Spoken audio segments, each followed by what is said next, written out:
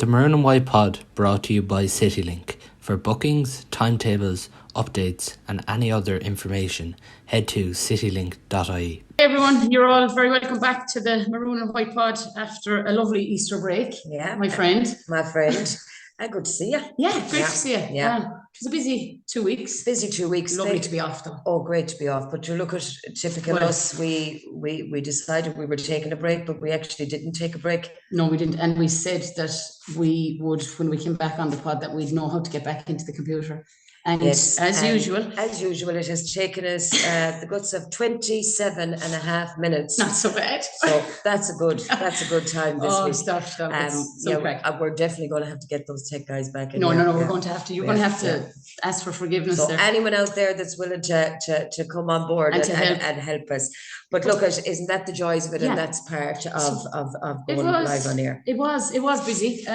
Like obviously we did the camps. I did a camp in Ardrahan and a camp. Lovely. Big numbers at both camps, which is great. Hurling and Camogie, lovely again promoting the game. Now we had a washout in Ballinderrine, obviously. We did, unfortunately, with the rain. Yeah, the sun shone. The sun shone. Yeah, makes a change. Yeah, even though there's something about Ardrahan that when it rains always in Ballinderine, it shines in Ardrahan. So it does. But other than that, now, and like ourselves, we both have two sons that are under 11, and we had the experience of up in the Go games in Croke Park. Yeah, wasn't it lovely? It was a lovely day, and it brought so much positivity to the stadium and to the boys themselves. Sure, bit of ball. But fair play to Connacht GA, in fairness. Oh yeah, and a shout out to all the lads down in Beacon, Conor Craig in particular, Dennis in Galway, and all the lads that have done so much to promote, especially underage, because these young lads had a ball. No, they did. I think the parents had more of a ball. Oh, we did. Well, I don't know about you, but I was trying to sneak into the Holy Grail, trying to get. There was no way you were getting in. Oh no. I did probably. I'd say I'd done 20 kilometres above Croke Park, chasing garage around. Oh yeah, up and down. Wide open. But it was actually a big shout out to Jessie. Jessie, I met her up in up in Croke Park. Jessie Gill up at the little lad. He was playing with Sarsfield, so it was lovely to meet a few of the parents and stuff like that. So but look, straight down to business and back to brass tacks tonight. Three exciting guests with us tonight. We're going to first of all talk in a few minutes to Killian Whelan.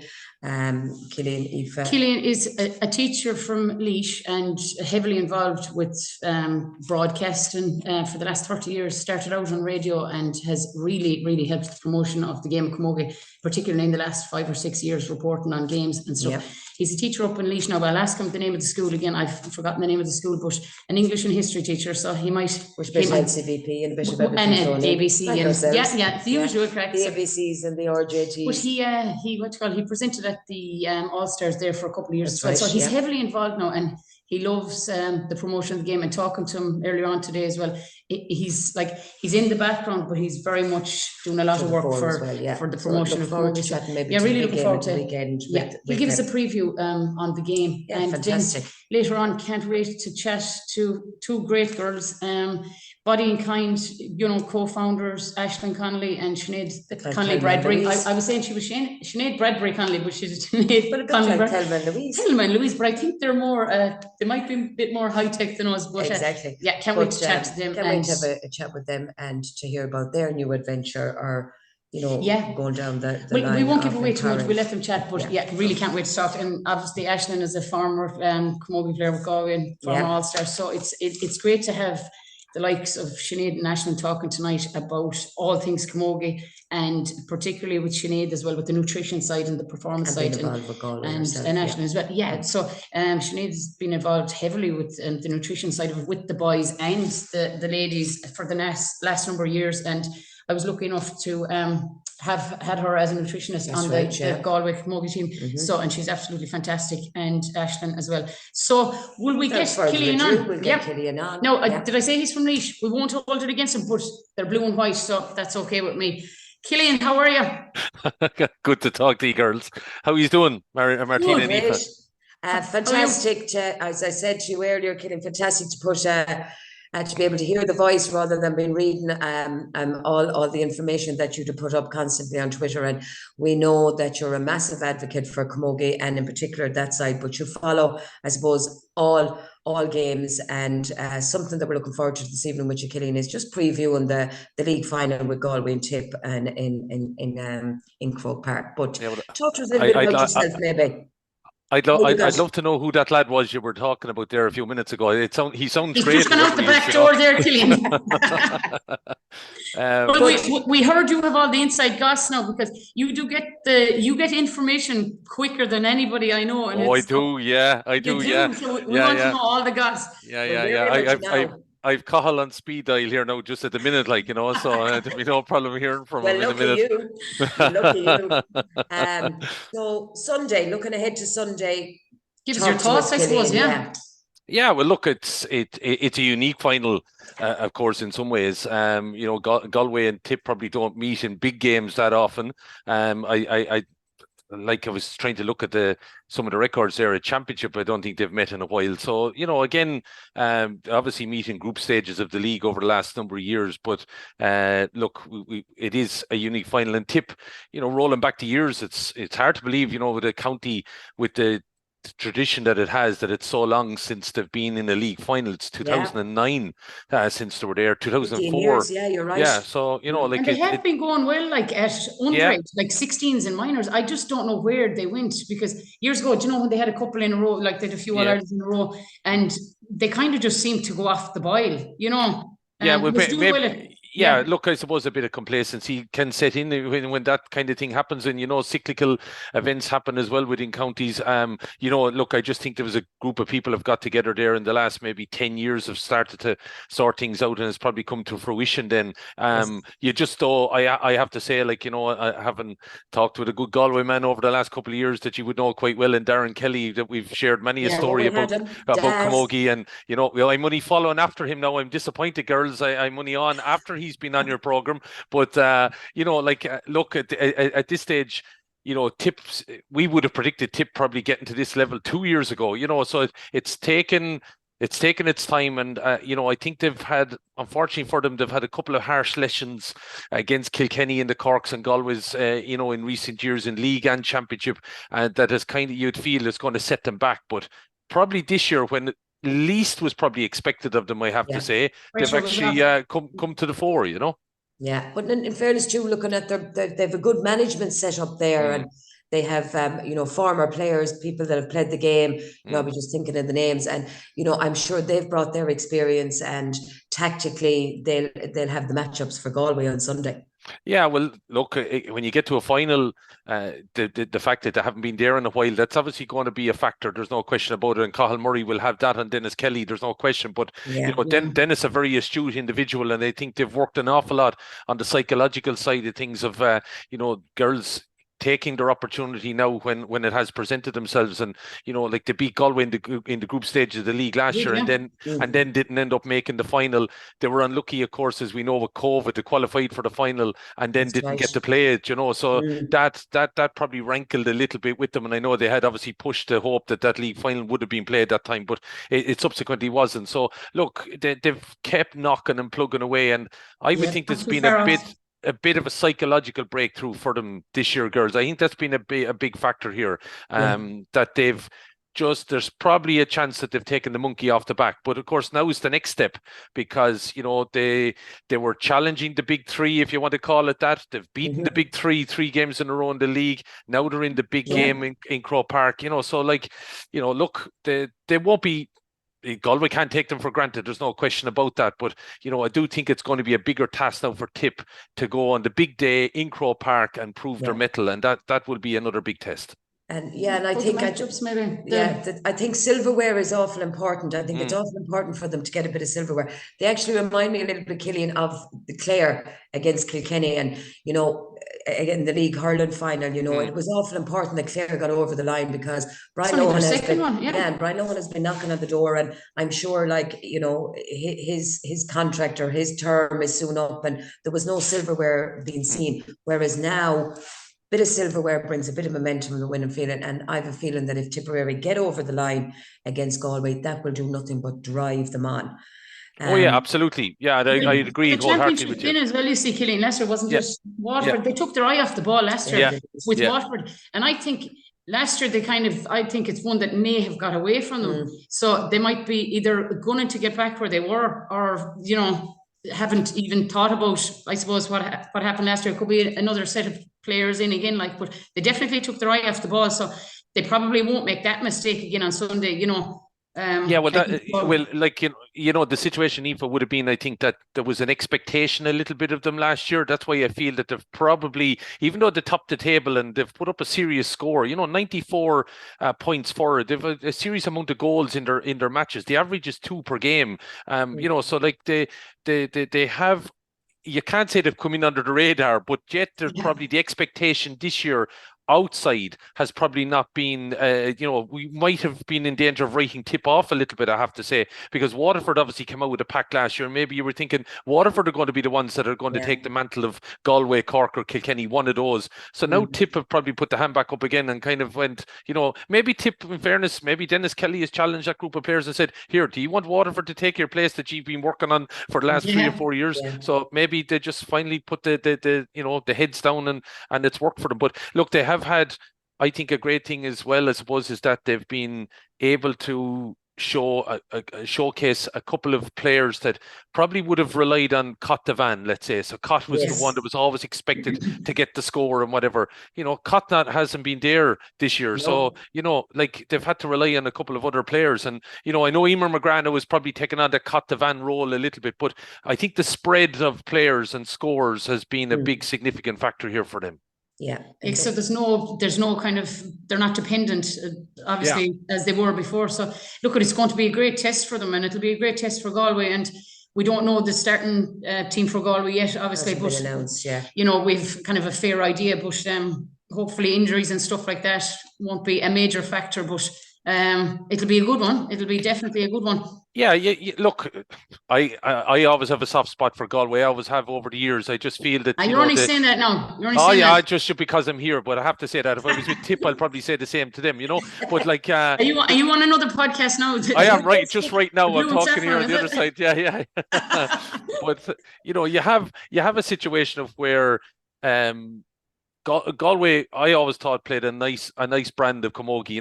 The quality of some of the stuff that they did, and when the breakthroughs came through there around the time of COVID and stuff like that. Just the brand that they were playing was fascinating to watch. But they probably, I hope you don't mind me saying, but Galway probably didn't achieve enough that team probably deserves, I have to say, and there's been a few players have obviously now headed away under retirements or whatever. They're no longer within the setup, who I feel probably would feel they've left themselves short a medal or two of All-Irelands, I have to say. But, look, Cahill has stuck around. He's moulded probably another team now into place. At underage, Galway have done significantly very, very well over the last number of years, and he's, blooded a few into that team. But he's also kept a few of the old guard, and he's been able to welcome back all the Neves. And I think the securing of Niamh Mallon into the setup as well. I wonder will we see her Sunday? I think we're going to be sure to see her at some point in the championship. I think we're going to have to see her. I think so. I think so. Championship, Killian. I would agree with you, Martina, because Sunday has to be her day to get a little bit of game time. Well, she's there a couple of weeks now, but it's been kept very, very quiet. She hasn't featured yet. And something, the one thing Cahill, I think, has to be worried about is the lack of goals that Galway have got. I know they notched up 75 points, but they've only got 2 goals in the league campaign. The average is about 14, 15 points a game. I don't think 14 or 15 points will beat Tip on Sunday. I think they're going to have to hit the 20 mark, and they may have to get a goal or two. So the scenario here is that I think we may see Niamh Mallon in Croke Park, and I think, they'll need goals, and they're not getting them at the minute. And I don't know whether that is a change in play. We haven't, like Siobhan and has obviously come back in there. It just hasn't fallen her way on occasion, it would seem, for a goal opportunity. It seems to be a lot of goals or a scoring threat. Obviously, Kerry, I think, has, a fantastic player. I've been watching her since she was a youngster, and she has just grown into such a mature player and a leader. She's ice in the veins. It's just phenomenal. But she didn't lick it off a stone, I suppose. But she just has that ability. But I do think if you're going to start winning All Ireland series or winning national titles, they're going to have to find the back of the onion sack. And I think you're going to see the emergence of Niamh Mallon. Now that'll put pressure on the other forwards. Like, I still think there's quality there. Aoife Donoghue, obviously, Ailish O'Reilly, Niamh Hannafy, if she gets a run, the McGraths, obviously, there's enough there to still find the back of the net. But I think that would be a little worry that Cahill might have, Yeah. And that's true. I think, going back to the bit about what Siobhan, I think with Siobhan too, it's all about the type of ball, Killian, that's given to her. And from watching the games over the last couple of weeks, and Siobhan actually happens to be teaching with me in St. Rayfield, so I was having a chat with her today. Get inside your information here now. Inside information. Killian, honest to God, there hasn't been a podcast that she hasn't mentioned Rayfields 15 times. If you can't look after your own, Killian. But no, we were really a realistic chat, and I was like saying, I was joking with her, and I was saying referees are beginning to know your game, Siobhan, like, because she's going low, and this whole debacle or debate over the sliotar being touched in the ground and girls getting down really low, and the supply of ball coming into her should be quality. I'm not saying it isn't, but I think you mentioned there about Galway and playing a little bit of a different type of game. If Siobhan McGrath is going to score goals, they have to create space for her. But I think all oppositions are beginning to cop on to her game. Because I won't say she's a one-horse pony, she's a fantastic player, but they're getting to know her, and they're kind of getting the ball. The ball has been cut from her. They're cutting the supply. The supply, and if Siobhan can't score goals, I think Galway are in trouble. If Galway can't score goals, but can I make a suggestion here now? And I'm also talking about one of the finest Camogie players that I've watched in recent years too, in Aoife Donoghue. That Aoife is probably not getting the road, if you understand me. I think the supply. I think the supply is being cut off at area 1, if you understand me. So Siobhan is not able to get that supply because it's being cut out the field. That would be the worry that I would have, that maybe Aoife hasn't been getting the opportunity to shine, probably because maybe she's been asked to play a different game. I don't know, but also it's a slightly unsettled team, though, I think, as well. It's fully, Well, look, you're still trying to blood. You're looking at blooding Roisin there at full back. You're looking at Anya at centre back, and they're only really filling into the roles. There's no question about it. So bad. They're not no, absolutely not. No, considering that it's new to a lot of the players. Well, like if you're Cahill girls, if you're Cahill and you're looking at it, they haven't conceded a whole lot either. Like, they've conceded 57 points, whereas Tip have conceded 58. So, like, he'd be kind of going, right, I might be getting the goals at one end, but we're not conceding at the other. So I do find in the league, though, Killian, an awful lot of the times in the league, because with the pitches not being hectic,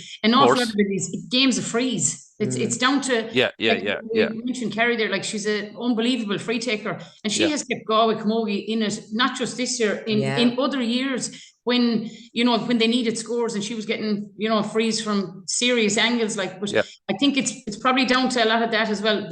But that's our excuse anyway in Galway at the minute. But no, like I would agree with you. I think there's a part of that, but then someone would turn around and say, well, hold on, Tipperary scored 3-10 against Sheehan, they scored 2-10 against Cork, 2-12 against Kilkenny, 4-19 against Clare. Look, I do think Galway and Croke Park will be a different kettle of fish. I think the wide open spaces, the dry turf, and I've been told apparently the pitch is in one of the best nicks it's been in the last 3 or 4 years. We couldn't get on it. They wouldn't let us on it. They wouldn't let us on it, Killian. But that's the scenario that these games. It could be a different.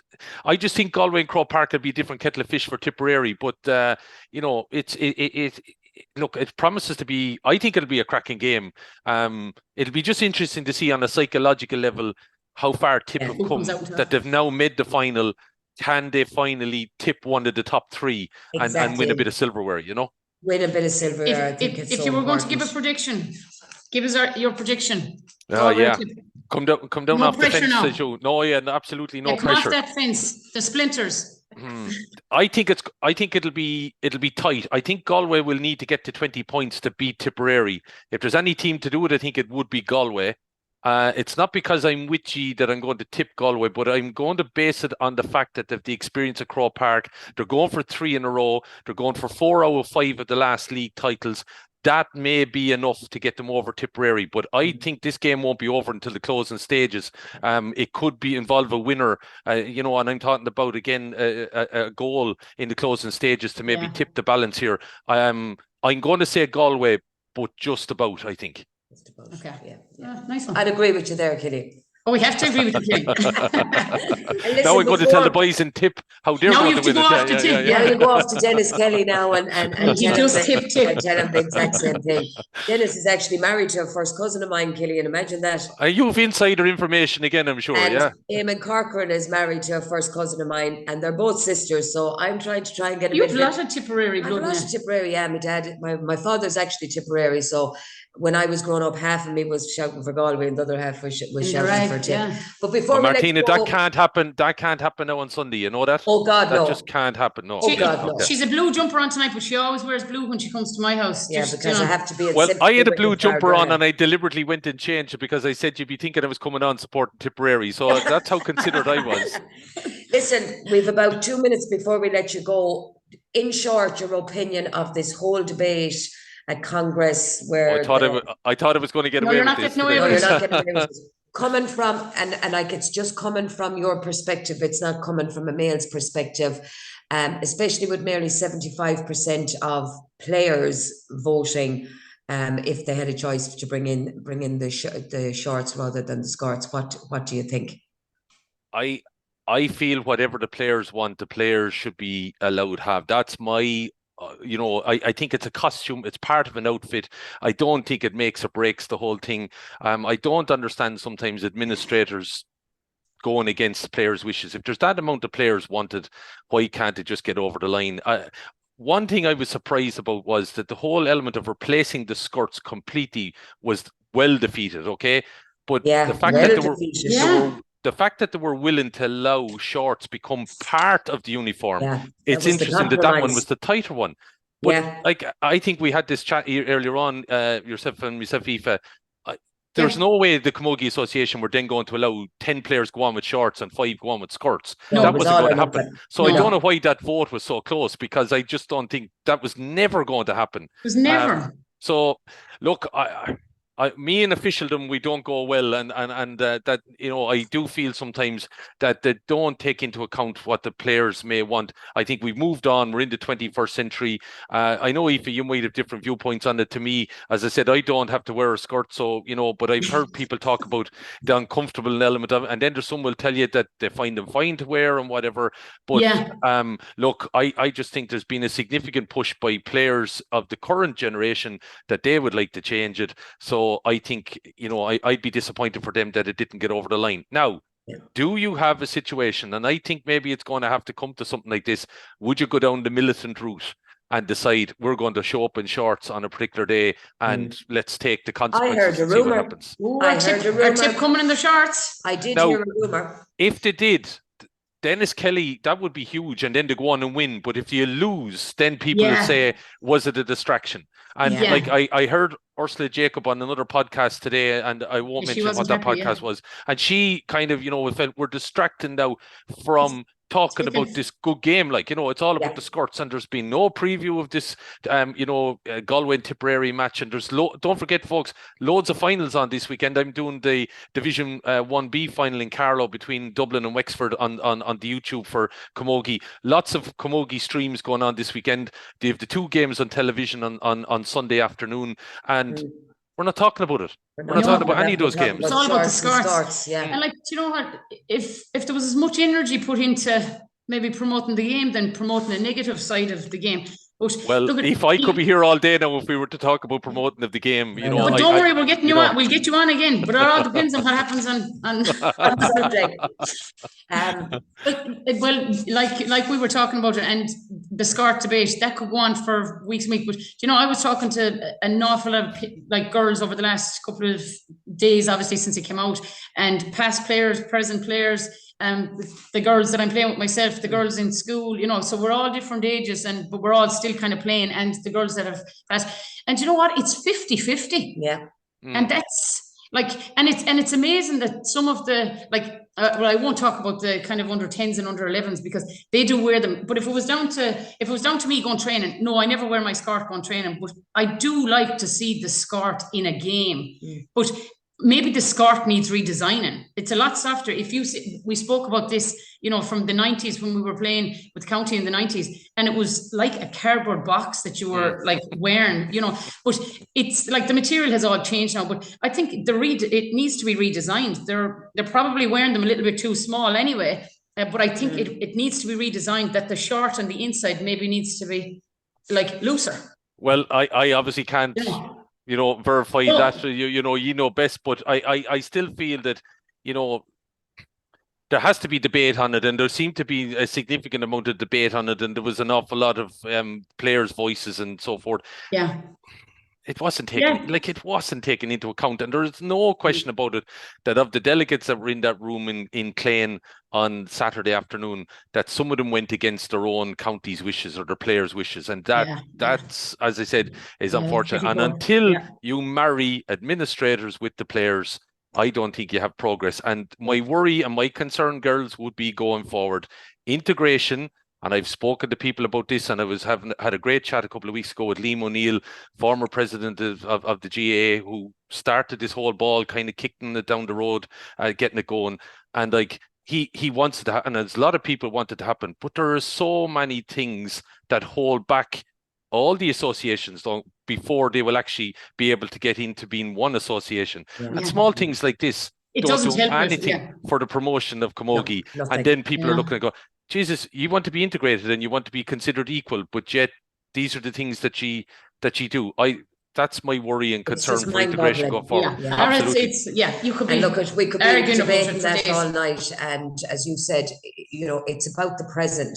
It's about the players at present. That's who we have to listen to. It's not about you or I, or me or Eve, who've maybe heard the game county-wise years ago. It's now the present players, and they need to be listened to. Well, look, you have a Galway man in, the first man in as the Camogie president. So I know he's other counties in between. I think he's even living in Kildare as it happens at the minute. You're living in Kildare as well, though. Yeah. Don't worry, I'll be knocking on his door, getting to know Brian. No question about it. But we'll be knocking on your door if we get a shout. A spin up to the Kildare outfits one of the days. Oh yeah, there you go. Absolutely. It has a top to return, so you might pop it into Kildare outfit there for her. Listen to me, you're Killian, and we could talk to you all night, and thanks a million for taking the time out to problem, girls. And if you're ever looking for a Thelma and Louise to entertain you anytime on any pod, you know where we are, and give us a shout. Well, I tell you, I'm normally at this hour of the night winding down. You've wound me up now. I don't know what I have to do. This is daytime for us. This is daytime for us, Killian. This is when we start working. But listen, we appreciate the time, and keep doing what you're doing. It's an absolute pleasure. And thanks, all girls. is good for Camogie. Yeah, and the promotion of the game. You're doing amazing, and thanks a million. We'll definitely would love to talk to you again during the championship. Well, just to remind everybody that's viewing, there's 4 streams on Saturday afternoon. They're all going out on YouTube with the Camogie Association of the various league finals that are taking place, and then obviously the 2 that are on television on Sunday. So look, there's loads of Camogie action this weekend. I just hope people go and watch it. If people get out to them, exactly. Killian, thanks a million. God bless. No problem, girls. Thanks a million, Killian. All right. Nice talking to you. Talk later. Thanks a million. Fantastic.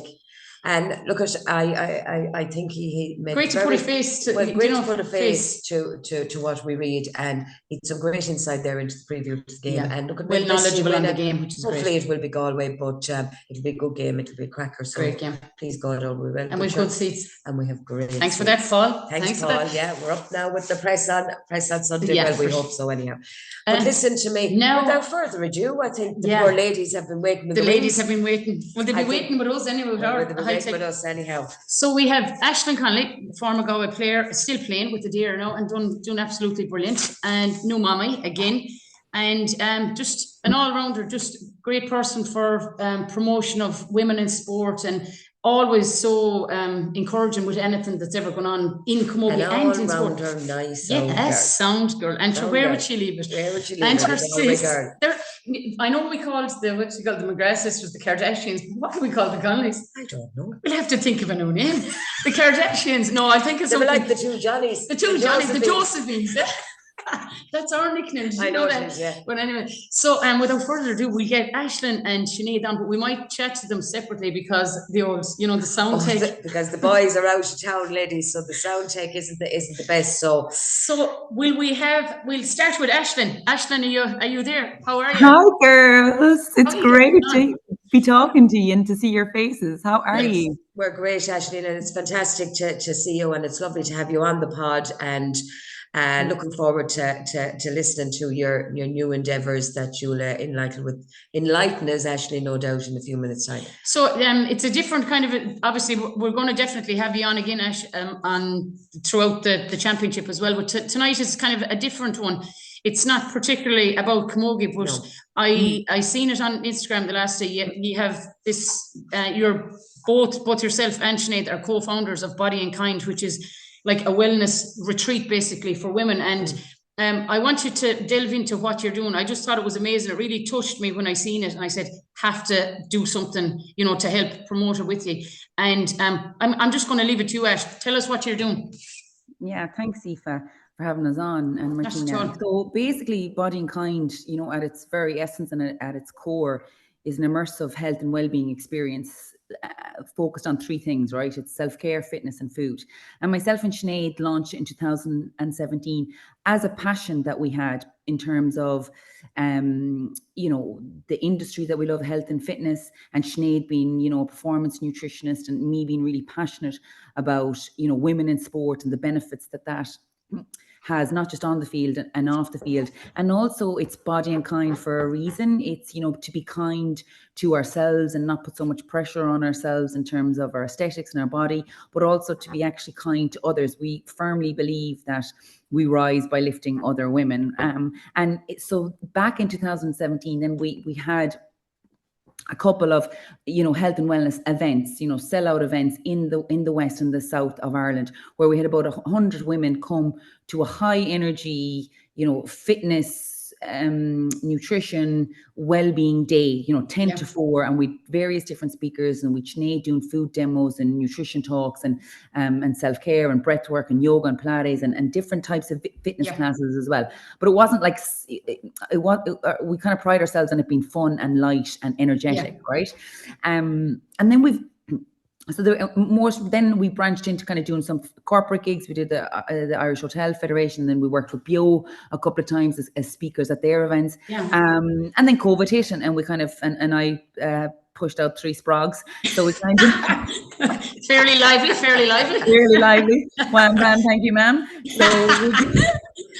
So we kind of had a pause. And like me and Sinead have always been, said, God, the young female athlete gets very little love, gets very little attention, and teenagers and they don't really know their own bodies really at that tender age, and the dropout is so huge, actually. Yeah, huge. And so hormonal health, and I'll let Sinead talk about that because she did her master's on that. So then myself and Sinead, we were very passionate about Body and Kind. It's always there, we love it. And then we said, right, let's do a Body and Kind for the young female athlete, which is coming up on the 20th of April, with all proceeds being donated to UNICEF Gaza Appeal, because you can't but cry kind of on a daily basis. My God. When you see what's on there. So this is just, a good event. It's, it's providing, and I'll let Sinead go into what's going to happen on the day, but it's basically fueling the young athlete, right? So women in sport, and it's going to be a couple of hours coming together for them to kind of, be educated and be inspired on how to fuel for performance, recovery, and injury prevention. Because Sinead sees a lot of that when she's going around to different clubs and corporates, how, we're not. And I look back myself, girls, when I was training with yourselves and playing, that I was definitely under fueling. I definitely wasn't eating enough We all were. Actually. We were not under fueling. I used to bring Aislinn but this was the funniest ever. Myself and Ash, and who else was in the car with us? My car ran on perfume. It ran on perfume. Who was in the car with us, Aislinn? Going to training. And we used to call him the weatherman in Loughrea, the weatherman, where we got used to get the pink and white cones afternoon Trent said, but we were very educated, and that's why we needed Sinead Bradbury and Fairly Light. And wasn't it, Ash? The nicest ice cream is the shop where you got it in. That's where we got it. Sure. Catherine's kitchen. Yeah, but that's why we had to check it out every training. So you were being kind to your body by. We were right. We were being kind. We were very kind. We were being very kind. So that's kind of our marrying our passions of kind of nutrition, of being kind, of well-being, and also women in sport and confidence. The day is also, it's going to be about nutrition, of course, and fueling for performance recovery and injury prevention. But there's going to be a segment on training the mind for calm and training the mind for confidence. And that's kind of my area, my baby, because there's so much nervousness in young girls. I see that, like I'm training with the under sixes, but I'm still playing Camogie, and I just see the younger girls, and I'm twice their age practically now, and they're just so nervous. And and that's why we've Olympian Sarah Lavin, who's coming on the day, which is amazing. And especially like an individual sport, it's almost harder. You have to be more resilient and you have to be more confident. And the mind is like, as you know, girls, the mind is like a different person inside you. You always have to be feeding it with positive reinforcements, affirmations to perform on the big day and get the best. Absolutely, yeah. And enjoyment. We want the girls to then leave, enjoying their sport, excelling in their sport, and be more confident to go back to their, whether it's the GA pitch, whether it's the athletics club, the basketball court, whatever it may be. It's open to all. That's a jam-packed day, Aislinn. And like I was chatting to the students today, and the Ardahan Camogie team, we're booked in, we're going, we can't wait to go. And I just think it's going to be a brilliant bonding day for teams, and you were chatting to some of the girls in Rayfields as well. So I think if people could get the word out there that this is going to be just a mega day for girls in sport, the young teenage kind of, we're talking about kind of first years, more so girls that have kind of had their periods, because you'll be talking about different things like fueling the body for that, but Sinead might go into that a little bit. But I think it's amazing what you're doing, and especially for it's not for your own benefit. Like the amount of girls now that's going to get benefit out of this day, and then like for the UNICEF Gaza appeal as well, it'll be it's a lovely thing what you're doing. Because we see it at school, Aislinn, and again, it's totally from an educational perspective, is the confidence, the lack of confidence, low self-esteem that these girls have. They don't believe that they're good enough. And we see dropout, and we're coming to sport, you see the dropout in sport, and they're not happy with their bodies, and it's just that their mindset is completely different. But phones, I don't know what you think about that, but social media phones have destroyed us.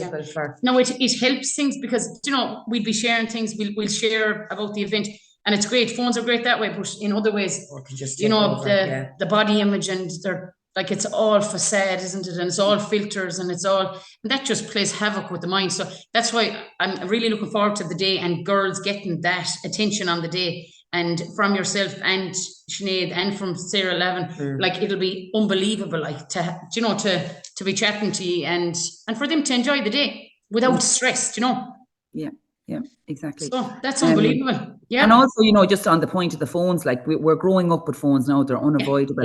But you would hope that if they stay in sport, and that's kind of, we're trying to keep the 14-year-olds to the 16, when they get 16, and you want to keep them on, and you want to keep them all in sport, and you'd hope that they'd have such a love for sport that they'd leave down the phone at times and go out, and they'd love training, and they mightn't be as obsessed with it as other non-sport. Or so that's, they wouldn't be so hung up on it, all of the time, because checking they're passionate about, they have other interests. And look, it sounds amazing. And where will it take place, Aislinn, just so viewers can?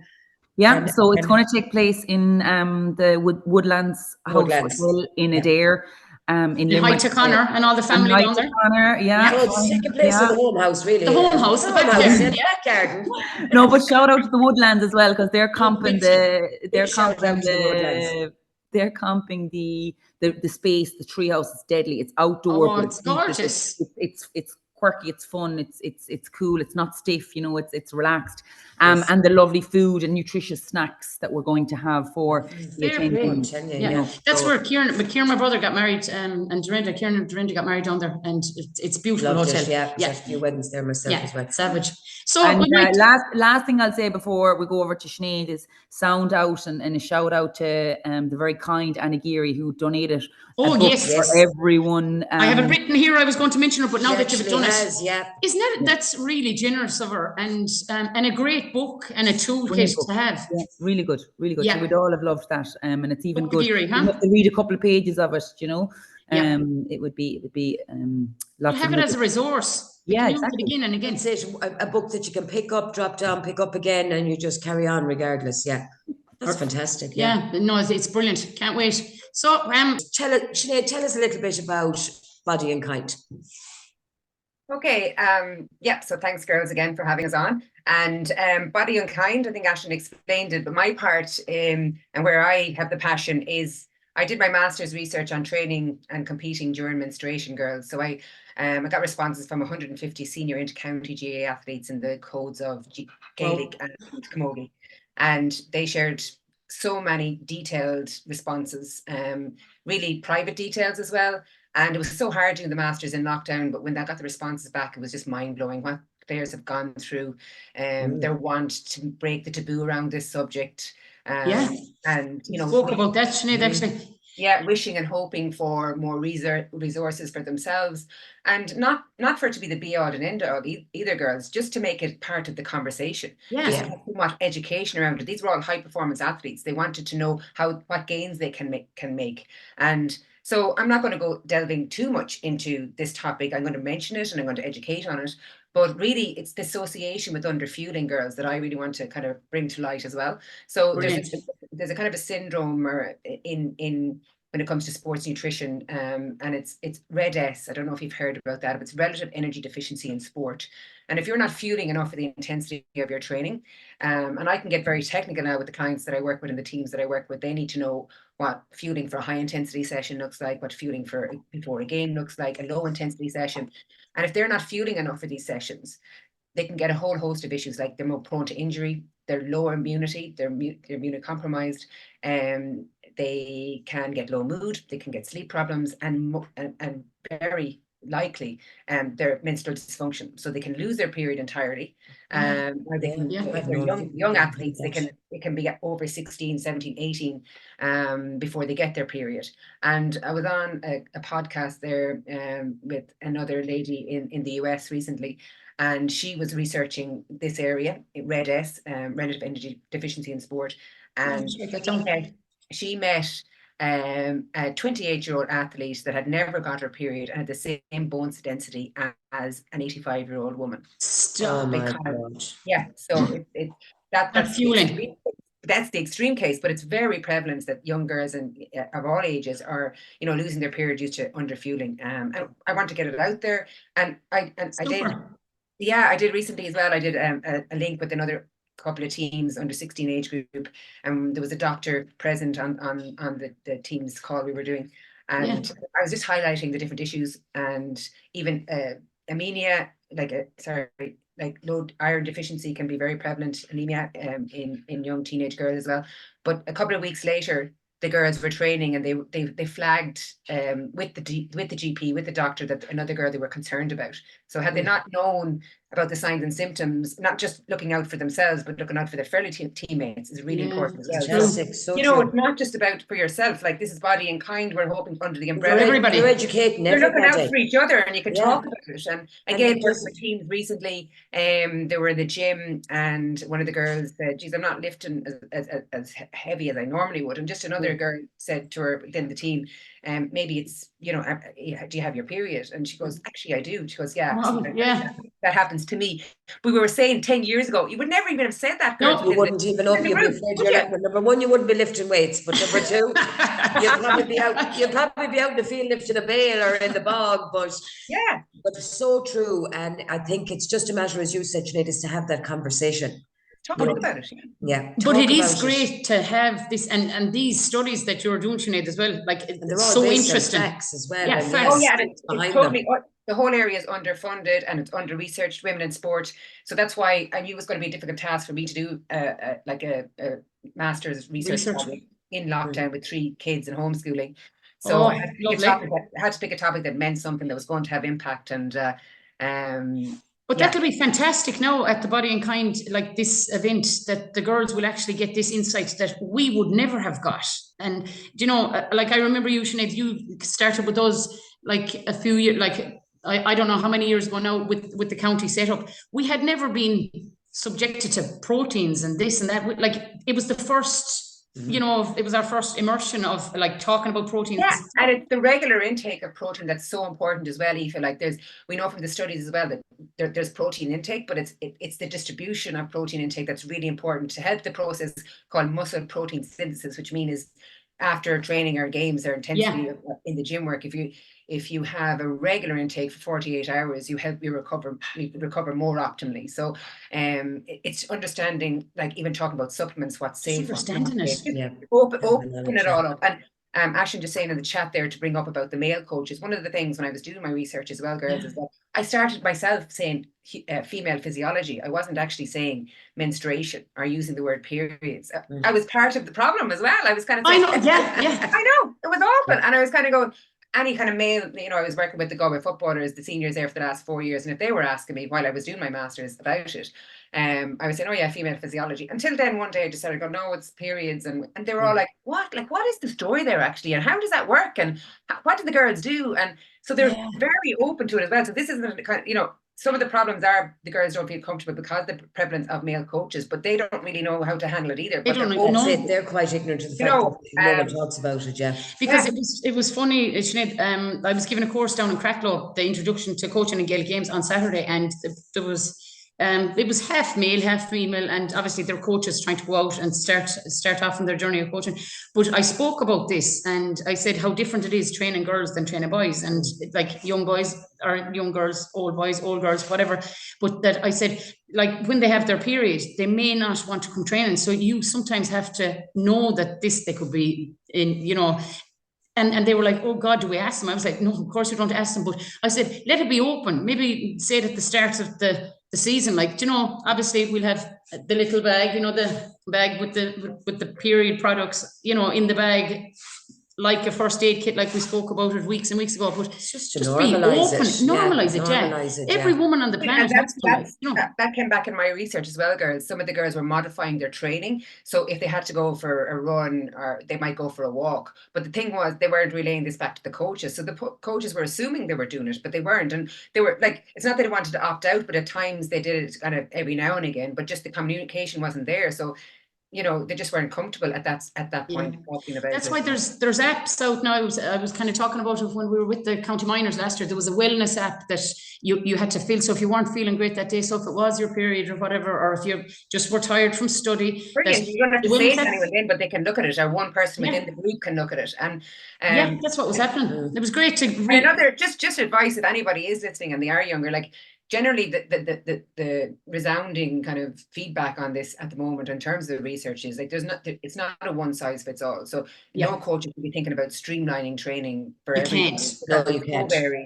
But if girls individually track and map, so whatever way, whether it's an app or whether it's on a piece of paper or on your phone, just start to get to know your body. And again, Body and Kind is about kind of looking out for yourself and tuning into yourself, whatever age you might be, and just tracking for 3 months and noticing how you're feeling, even your energy levels, how you're training, any different symptoms or dehydration or cravings, you know, jot it all down so you get to know how you are personally, and you know, we can make serious gains, personal best. To know your body during your period as well. Like, doesn't mean just that's the time that it all goes, you know, the wrong way, but there are different bits of research for the different phases. The luteal phase, we can make strength gains. Kind of, there's a lot of links. It's not like resounding, but like ACL injuries mid-cycle as well. Become quite frequent. And it's happening more and more. Is it overtraining, or is this something that can be looked at as well? And then, you know, the last phase as well we can struggle a little bit pre-menstruation. So it's just getting to know yourself and becoming an expert. And I always like say, you're not an expert in yourself, you know, in food or vitamin minerals. You're an expert in yourself and how your body works. So it promises to be brilliant, eh? I can't wait for it, and the girls are so excited, and we're going to spread the word. And absolutely, you know, We've been talking about it at school today in St. Rayfields. I was bringing it up with a few of the girls because, you know, when you get to know the kids in school, you're kind of very open to having these conversations. So they were and would you ever come to school, Sinead, you know, and Aislinn, do you come in to give talks, or would that be cards down the road? Yeah, well, I mean, we're passionate about it. It's taken us different places. And the fact that we're doing it for UNICEF and the Gaza Appeal now, we're kind of totally open to whatever people, want for this event. But I mean, get in touch with us if anybody is wondering about groups coming or smaller groups coming. We'll do special discounts. We really just want to get, as many as we can. Bums on the seats. Bums on seats and just give it our all. We're both very busy people, but this is something we're very passionate about. And again, we dig even deeper when it's it's going to be a packed house. I've no doubt it'll be a packed house, and please God it will. And anyone that's half interested, they can private message you. They can private message me, Martina. Yeah, we're on Body and Kind on Instagram and Facebook, and I'm Sinead Bradbury Nutrition, and then Aislinn Connolly on Instagram. So get in touch anyway at all, and we'd love to be able to help. And it's not just GA; it's all different types of sports. So. Absolutely, and that's women in sport. Yeah, and there is a competition there as well. Like it's what a competition. I was telling the students that they were like, "Can we please use our phones?" I said, "No, you're not allowed to use your phones until lunchtime." That was your idea. Like that was your idea. That's women helping women. That's exactly what this is about. It's broader. Promote it. Yeah, and I know you Camogie girls come back when you were playing. National was playing. The bond between you and the friendship and the laughs you girls that have had together, and you always support each other. And I think that's what I love about the Camogie as well. I work in men's and women's, but the Camogie, you're tough, you're supportive, and it's not just when you were playing, it keeps going and on and on. Yeah, it's going because it's like a community. We mightn't see each other for years, but nothing changes. You can still have those conversations and still have the crack. And you're still helping other younger girls as well. Absolutely. And it's all about giving back, and that's something that you certainly have done, both of you, in gone beyond the call of duty. And Sinead, you're so professional in your approach, and you're wonderful. And a friend of mine, I'm not going to mention her name, but I know shame her. No, I won't shame her. But you did help her once upon a time, and she was very worried about weight loss and things like that. And I know that you were definitely the stepping stone to her confidence and her weight loss journey. And I'm not mentioning it because she'll know out there who she is, but it's all down to you, Sinead, and it's fantastic, and it's great to talk to you. And Aislinn, it's great to see you off the field, and it's great to see you. And again, Aislinn, we might ask you about the short and skirt. But Sinead, before we let you go, the run up to the league final, how are the girls from a nutrition perspective? What advice would you be telling the girls now? She's in with the senior I know stuff. she is, but we'd say Thursday, but the great thing is Saturday, what would you be telling them to do?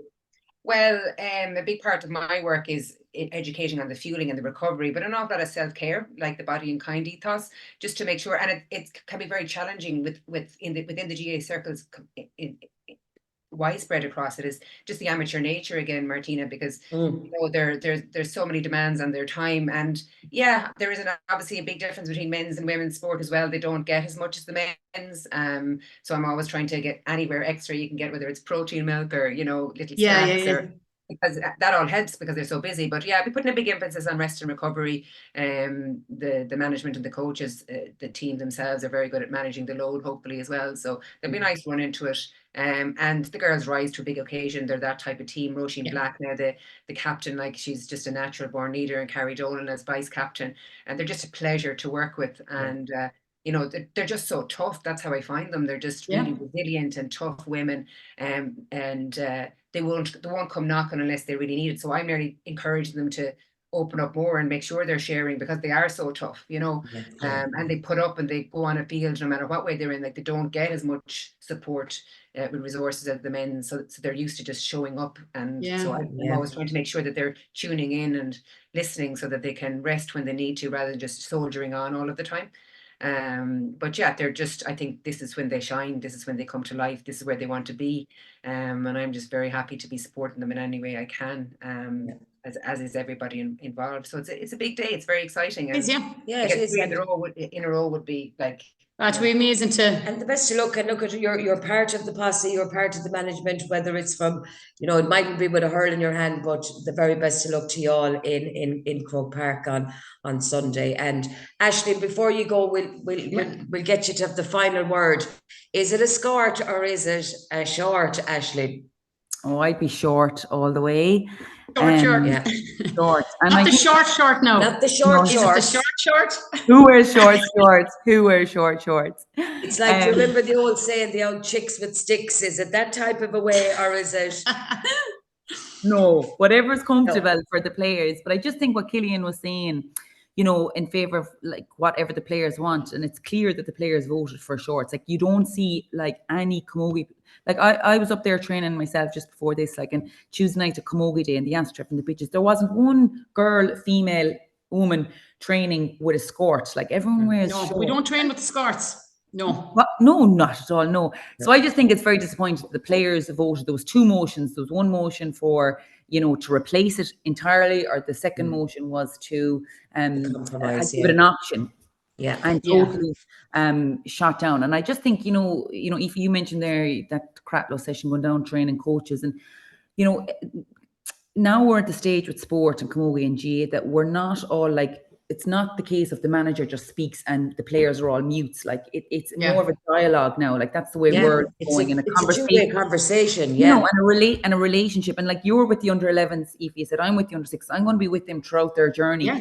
And like we're here at that grassroots level saying, there has to be, okay, we're mindful of, a two-way conversation. And then you have this archaic organization at the top who's saying they're doing this two-way conversation, but yet when it gets to the decision, they're just totally nulling and voiding that feedback and then just going with the county board delegates and the National Congress. So I think it's really doesn't put. I can't see the Camogie Association. I just cannot see them giving up the skirt. And maybe I can't see them giving it up. I'd agree with Why do you think? Why? I think it's tradition. I think it's identity. I just don't know. Tradition. Now, like I was saying to Killian, they're going to seriously have to do something with the skirts, as in, like, make the shorts inside of the skirts. It was like they're tight, and we're constantly fiddling and pulling and dragging. Do you know what I mean? Like, I like the look of them for matches, for sure, for important matches. I do like the look of the uniform, maybe, but the whole thing is they're not comfortable. But I suppose, Aislinn, compared to a couple of years ago when we were wearing the cardboard style ones, they're a little bit better. Yeah. But I can't see the Camogie Association giving up that identity. They want to be equal, but then they don't. They want to be equal. I don't know how they want to be different. Do you know what I mean? Like I was looking at players have to be listened to. Yeah, and online, like the arguments they were saying, what girls look like on the pitch, that they look better than being in shorts. And some girls are wearing shorts that are way too small for them, and hence that it doesn't look right on the pitch. Now, these are not my words. I'm just taking them from quotes from online. Is this like movie night from Love Island? It's like movie night. I'm taking different things. But I just think for comfort, go a size up rather than your own size. But to me, I'm 50-50, and that's just it seems to be like, just asking the girls now, like I was saying to Killian there, it's 50-50. It's very 50-50 with what I've asked, and I suppose that's why the vote didn't. Oh no, it wasn't. Sure, it wasn't the players. It was 66% to 30 something in favour. So we'll be having this argument, Aislinn, I suppose, in 3 years' time, because it's there for another 3 years anyway. But Camogie sometimes doesn't help itself. Do you know what I mean? No. So, but I cannot see them giving up the skirt. To me, I think Camogie, they're going to use the identity of the skirt, because they're not going to let. If you were to survey, Ireland, right? Survey Ireland, and you say to me, give me 10 words to describe the Camogie Association. No one would say skirt. Like that wouldn't come up. Like that's not how. Yeah, I don't look at a match. I don't look at a match and be like, oh, it's a skirt. Like, it's, we need to be focusing on other things, like the promotion of the game, the skill of the game. But here we are now, you see, talking about it has taken up the whole, league week, we'll say, league final week, talking about skirts, when we could have been using talking about the game or the skills or promotion of it in some way. But anyhow, at the end of the day, we'll be talking about this again. Yeah, we're stuck with the skirt, and again, if you're size up, but if you're wearing it down, you get a yellow card, and if you continue to argue to dissent, you get the red card, and that's just the way it is. So we have to suck it up. Do you think will Tipperary show up in the shorts? I don't think they'll chance it. I don't think they'll chance it, because if they do, fair play to them. fair. If they do, but if they do, they'd have to go out and win it because they'll be lambasted. Do you know what I mean? Or would they? Now that's I think if you stand for something and you're strong about it, and they have obviously very strong about it on Twitter, and they're coming out like really strong, saying we're very for Brian Malloy going in on this, isn't it? The first one. Yeah, exactly. Like, and we're very disappointed. Actually, that this is the result, and if they do stand up to them, like more power to them. I would respect that. Yeah, it's going to be interesting. We'll have to wait and see. Yes. But look, we could talk to you all night. We'll have you back again, Ash, with Sinead, definitely talking more Camogie side. I know we kind of went for the event tonight to promote it. Yeah, you're only touch your base. Thanks a million, girls. And can't wait to be at it. We'll be down there. Wonderful, and you're talking about empowering women. You're powerful women yourselves, and Aislinn, you were. I'm sure you still are, but you were tough in the day. No, she still is. The spirit of her. She was only a young one when I was coming to retirement. I learned from the best girls. I learned from you. That's what I love. That's the words we want to hear. That's what we want to hear. And Sinead, keep doing what you're doing. You're fantastic and you're wonderful. And from listening to the girls, even a few of the county women talking to us, and they speak so highly of you, Sinead. Seriously helping their game. They just think you're more like a friend, and you're such a role model in there, and there's nothing too big or small that you would do for them. And Aislinn, keep doing what you're doing as well. It's great to see you. We have to ask, Sinead, is there much protein in a Tunnocks tea cakes, We love Tunnocks tea cakes. We could be. Well, I just want to ask the question back. How high performance do you want to be, girls? Pure athletes. Well, if ye seen us trying to get onto the computer, there was a lot of blood sweat. But there was a lot of energy. I'd say 14 calories. Well, I wasn't long in the door now from training, so I was like, there was a panic on. But so girls, thanks a million, and can't wait to see you on the 20th from 12 until 3 down in the Woodlands Hotel. And hi to Connor and all the team down there. We can't wait to go down and just enjoy all things Body and Kind and onwards and upwards with you. And sure. I hope this is the start of a wonderful journey, and we're so glad to be part of that as well, ladies. Okay. So thanks a million for joining us. So much, and take care, and we'll talk soon. Bye. See you girls. Thanks a million. Bye. They're just wonderful. That might be. Seen Aislinn in years. I actually met Aislinn from a distance. I didn't meet her. She was down in Spanish Point, I think, down with the kids, and it was lovely. It was lovely to see her. Sound women. But anyhow, look, it was fantastic, my friend. Yeah, that was a busy kind of a. We might have went a little bit over the top, but I think they were important conversations. They were important to have tonight. And it should be remiss of us now if we don't mention the Féile, and we won't and keep anyone. It would be, unforgivable of me if I didn't mention big congratulations to Brian Malloy from Ballinderry, from Ballinderry Camogie and Hurling Club, and to his wife Vivian and the two girls. A fantastic achievement. First male in history. Probably we will have a tough year ahead with the whole debating and everything, but no better man to take it on. And Brian, we'd love for you, if you're listening to us, or to take the time out maybe sometimes and have a chat with us. And a big shout out as well to Féile this weekend. Unfortunately, with the weather, storm, bloody Kathleen Aoife, she ruined it on us. Well, I can tell you that Kilbarra are playing at the night in the Division 1 at 7:30 in Ballinasloe Friday evening, and that's before that then Ardrahan are playing Oranmore Mary in the Division 3 final, and have to wish all of the girls the best of luck in that. And haven't did a confirmation. Yvonne, my niece, is making a confirmation. Right, Yvonne Hines making her niece that day. So wouldn't it be a lovely little day if they won? Absolutely. And a shout out to all the teams. So best looking to our neighbours as well, and Kilbarra and a shout out to Pearse's Camogie Club, especially my niece Eva, who is flying the flag for me in the division final with Féile as well. So the best of luck to everyone involved, managers, coaches. Enjoy the next few days with Féile, and it's. Oh, I have to say hello to Marisa Howling from Ardrahan. Yeah, met her today. She's living down in Montpellier. And Jenny Linan from Australia.